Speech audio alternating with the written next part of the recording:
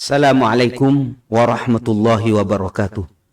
Bismillah, alhamdulillah, wassalatu wassalamu ala rasulillah Sayyidina Muhammad ibn Abdillahi wa ala alihi wa ashabihi wa man tabi'ahu wa walah ma ba'du. Jemaah sekalian, sehat ya? Semoga Allah subhanahu wa ta'ala senantiasa melimpahkan kesehatan yang sempurna untuk kita semuanya. Amin ya rabbal alamin. Sehingga kita bisa menjalankan ibadah dengan sebaik-baiknya. Para jemaah sekalian, saya akan membacakan hadis yang termaktub di dalam kitab Arba'in Nawawi. Ya, ini hadis yang keempat, an Abi Abdurrahman Abdullah bin Mas'ud radhiyallahu an.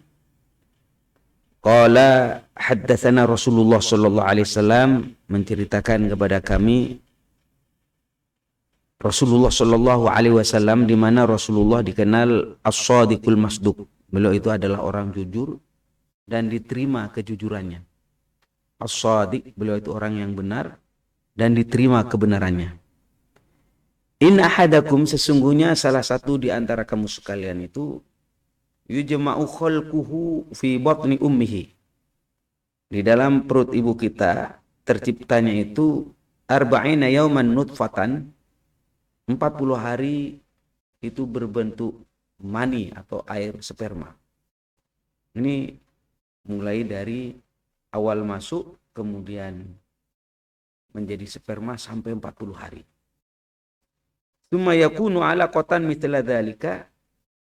Kemudian 40 hari yang kedua itu menjadi segumpal darah.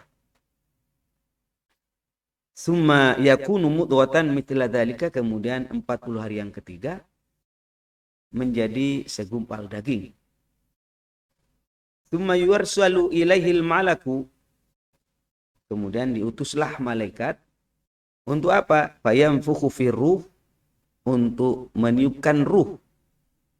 Ya, termasuk saya, Bapak, Ibu semuanya, para jemaah, ditiupkan ruh.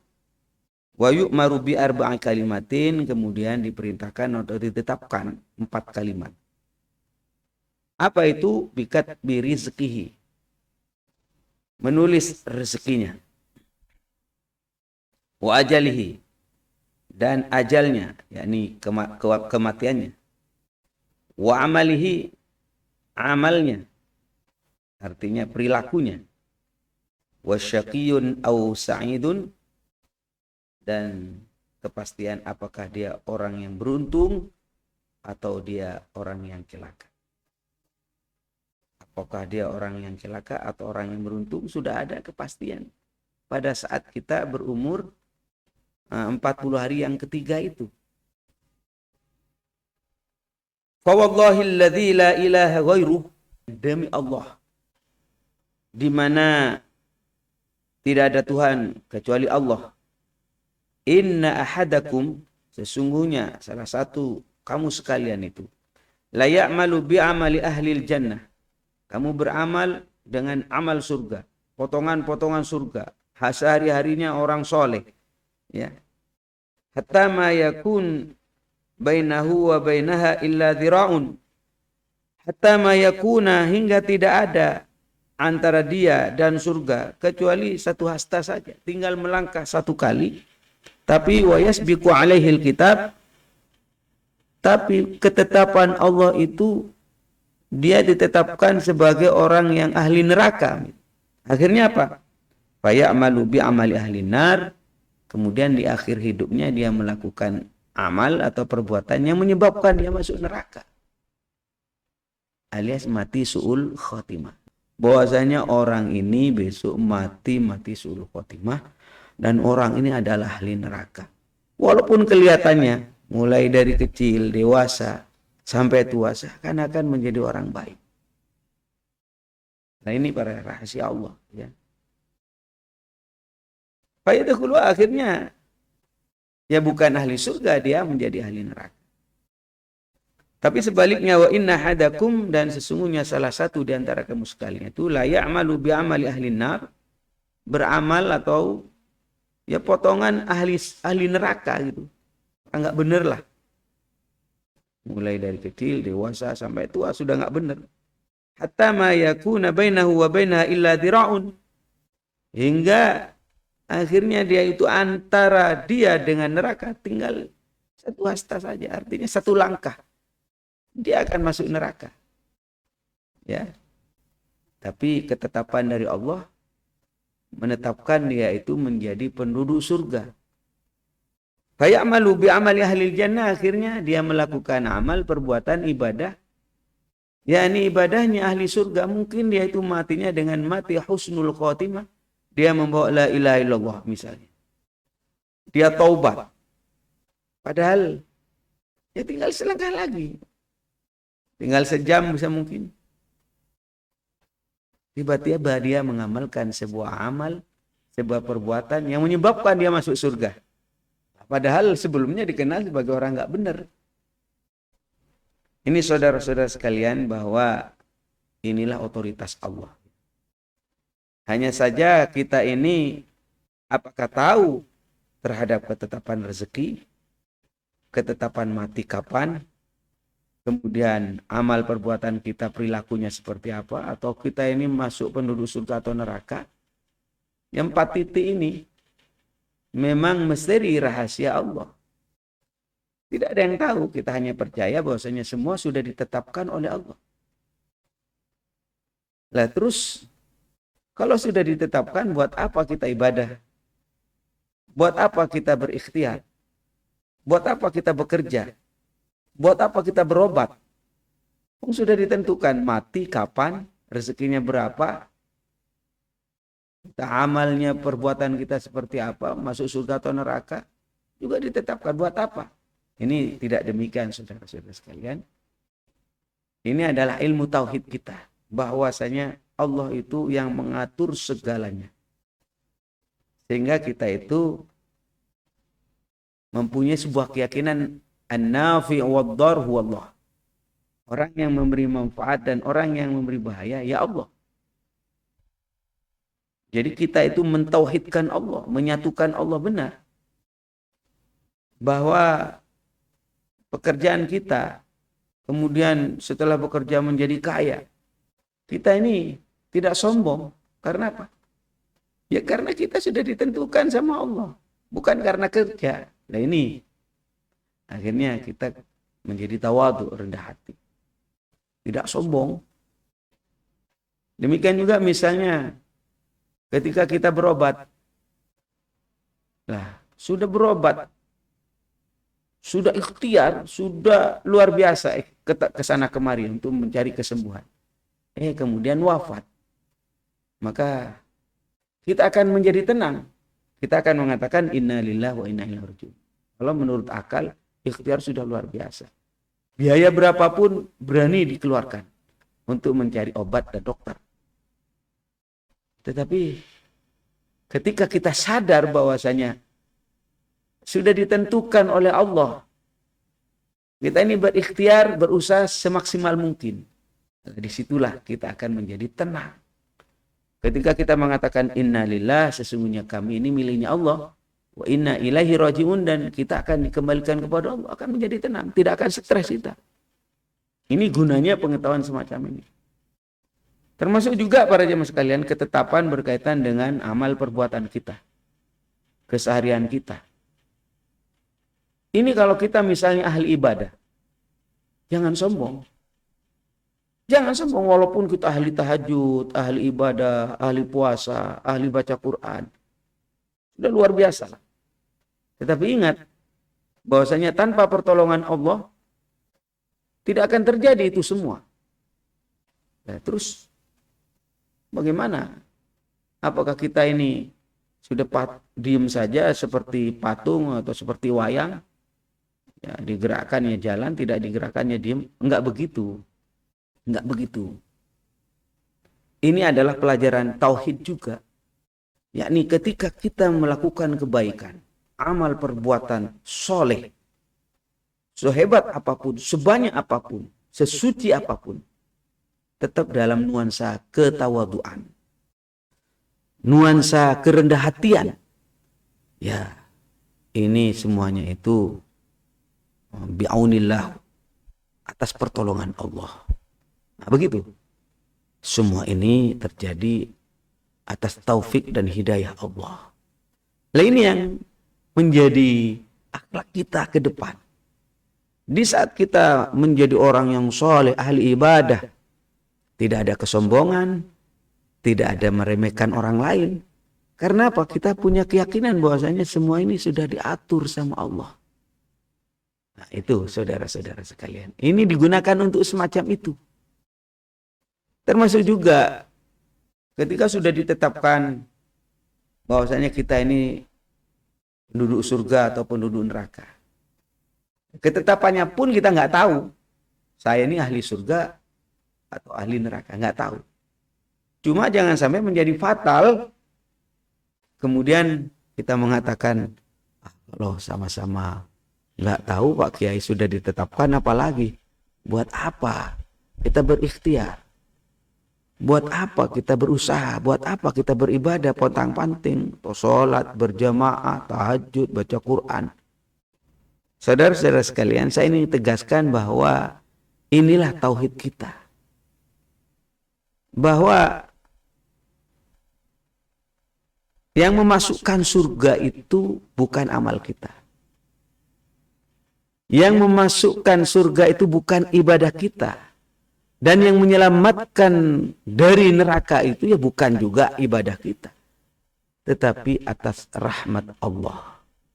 Atas anugerah Allah. Bifadlillah. Kalau ada orang masuk neraka, ya bi'adlillah, dengan keadilan Allah. Bukan karena amalnya.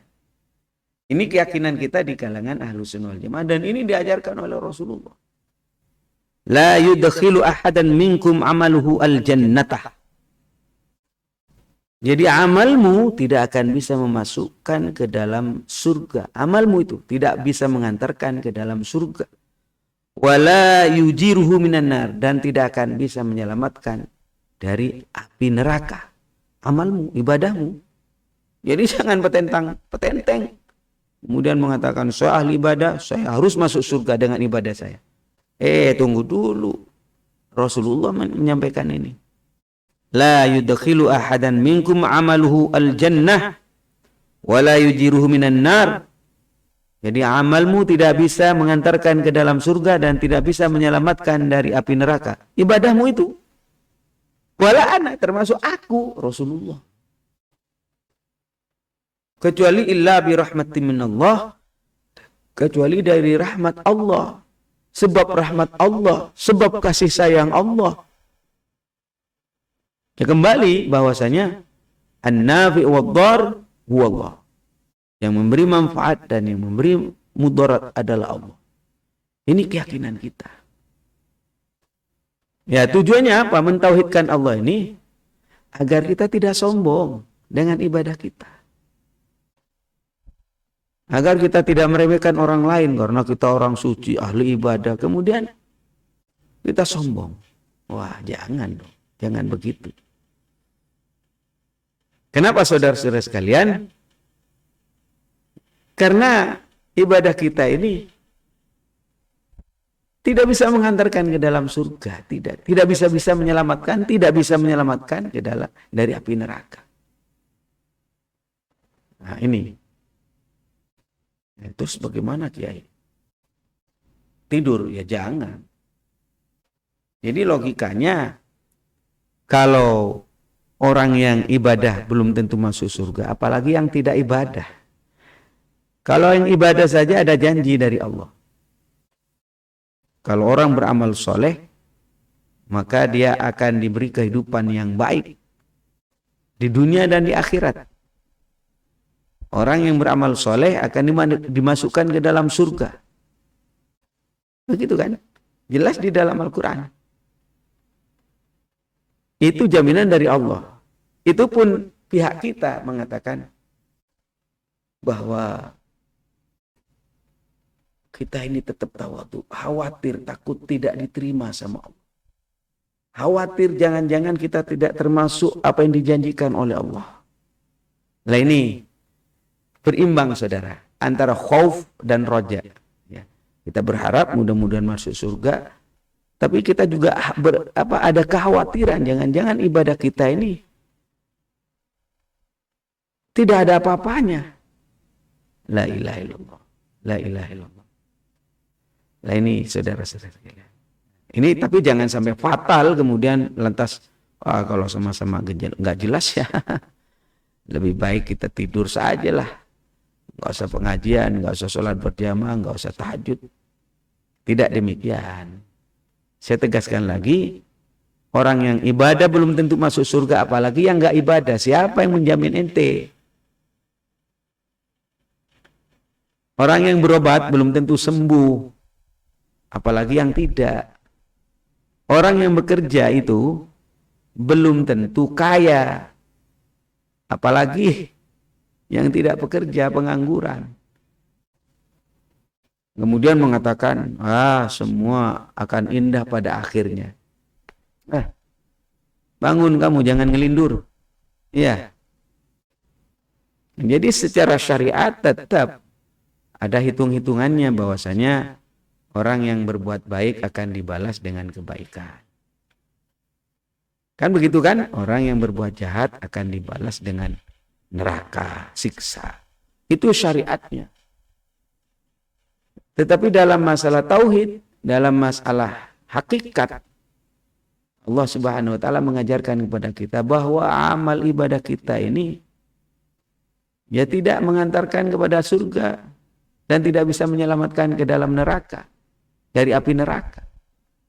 Karena semuanya itu atas rahmat Allah. Menarik juga ya ketika di dalam pembukaan undang-undang itu ada kalimat atas rahmat Allah. Itu luar biasa itu. Yang mengutip itu mencantumkan kalimat atas rahmat Allah.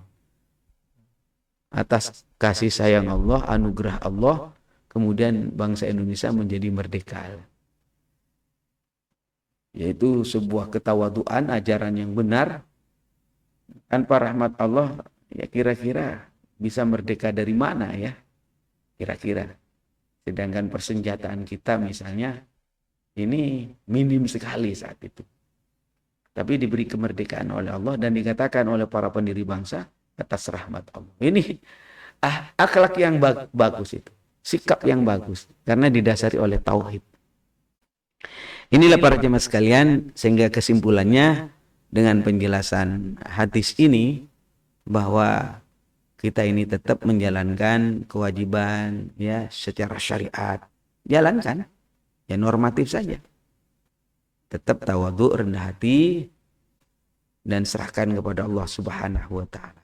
Ini dalam situasi kehidupan masyarakat yang makin materialistis ya, yang selalu diukur dengan uang, diukur dengan hasil, dan lupa kepada Allah, lupa kepada ajaran-ajaran semacam ini. Banyak orang stres loh. Iya, banyak orang stres. Dia sudah hitung-hitungan bahwasanya saya akan usaha dengan modal sekian, 3 bulan, 5 bulan, 1 tahun ke depan kita akan mendapatkan untung. Hitung-hitungannya sudah luar biasa secara syariat. Tetapi ada musibah, apakah bencana alam, apakah ya kematian, ini kan banyak hal-hal yang di luar jangkauan kita. Kalau di luar perhitungan-perhitungan itu yang terjadi dan kita tidak punya backup akidah, bisa stres, bisa bunuh diri, Pak. Bisa bunuh diri, bisa stres kita. Karena itu kemudian perlu tauhid semacam ini. Misalnya rezeki, mati, ya, kemudian amal perbuatan kita, surga dan neraka, itu sudah ada ketentuan dari Allah. Lah ini penting. Sehingga adem kita, tenang. Hati-hati sudah, usaha sudah, hitung-hitungan sudah. Fa idza azamta fatawakkal 'ala Allah. Sehingga tenang kita itu.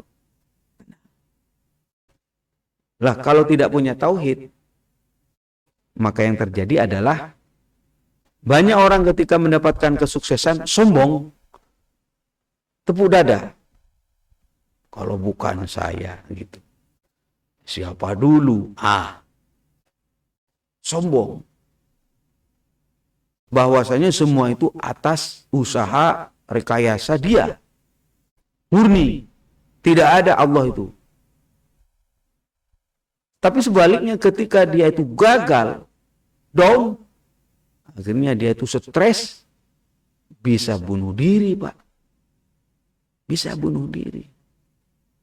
Karena tidak ada istilah Allah di belakangnya. Kalau kita kan sukses, kembali kepada Allah. Karena awalnya la haula wala quwata illa billah. Tidak ada daya, tidak ada kekuatan kecuali atas pertolongan Allah. Kita menjalankan sudah syariatnya, usaha-usahanya, ikhtiar-ikhtiarnya, hitung-hitungan secara bisnis, hitung-hitungan secara risiko dan sebagainya. Jelimet. Baru kemudian yang terjadi kalau sukses karena berangkat dari Allah, kita ucapkan alhamdulillah. Alhamdulillah, terima kasih ya Allah. Tapi setelah usaha dan ikhtiar-ikhtiar itu ternyata akhirnya bukan kesuksesan tapi kegagalan, kembali kepada Allah lagi. Innalillah. Artinya kita mengatakan kita ini miliknya Allah dan kita kembalikan kepada Allah. Subhanallah. Inilah kemudian orang yang mukmin ya, dengan sikap semacam ini dalam situasi apapun dia akan mendapatkan ketenangan, kedamaian. Dan terus akan mendapatkan nilai-nilai pahala, nilai positif. Artinya dua sikap ini. Sikap apa, Kiai? Syukur dan sabar. Syukur dan sabar. Syukur alhamdulillah, sabar innalillah. Karena ya namanya hidup ini dan aktivitas keseharian kita tidak akan lepas daripada dua ini. Alladzi khalaqal mauta wal hayata, hidup mati, menang kalah, kaya miskin, ya berpasang-pasangan ini. Maka jurusnya kita tadi itu. Kalau menang bersyukur, kalau kalah bersabar gitu. Terus dimainkan kalimat itu. Alhamdulillah innalillah, alhamdulillah innalillah. Subhanallah. Inilah ilmu para jemaah sekalian, sehingga kita menjalani kehidupan semakin menjadi lebih baik lagi dan tenang ya. Tenang. Tidak mudah stres ya. Ya, kalau orang tidak punya ilmu tauhid, tidak berangkat dari Allah dan kembali kepada Allah, akhirnya yang terjadi adalah kegamangan, kegalauan, ya, stres dan sebagainya. Naudzubillah. Selalu sehat, selalu bahagia, kembali kepada Allah Subhanahu wa taala. La haula wala quwata illa billah. Tiada daya, tiada kekuatan kecuali atas izin Allah. Kita bersyukur kalau mendapatkan keberhasilan dan keberuntungan, alhamdulillah, dan kita bersabar innalillah ketika mendapatkan musibah, sesuatu di luar jangkauan kita dan sesuatu yang tidak mengenakan buat kita. Bersabar. Demikian para jemaah sekalian pengajian pada kesempatan kali ini. Wallahul muwaffiq ila aqwamit thoriq. Wassalamualaikum warahmatullahi wabarakatuh.